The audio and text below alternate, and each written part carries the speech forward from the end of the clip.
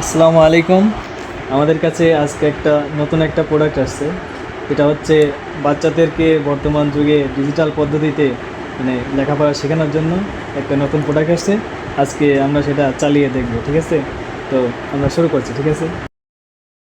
অভিনন্দন বন্ধুরা, আমি সাবিকুন নাহার আছি। তো আমরা এখানে প্রথমে সিলেক্ট করব। স্বরবর্ণ এখন আমরা চাপ দিলেই অটোমেটিক্যালি রিডিংটা শোনা যাবে।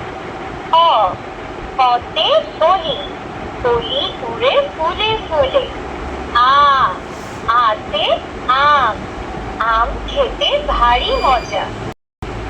রস্যই, রস্যইতে ইলিশ, ইলিশ আমাদের জাতীয় মাছ।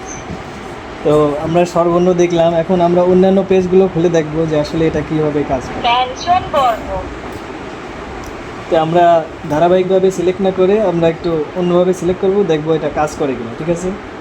বর্গীয় জ, বর্গীয় জতে জাহাজ, সাগর জলে জাহাজ চলে। ক, কতে কলম, কলম দিয়ে লেখা যায়।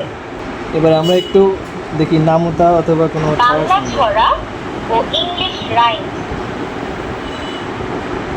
আপনার কাছে তোমরা পাখি কাছে গো, এত পাখি তবু কথা কও না কেন গো?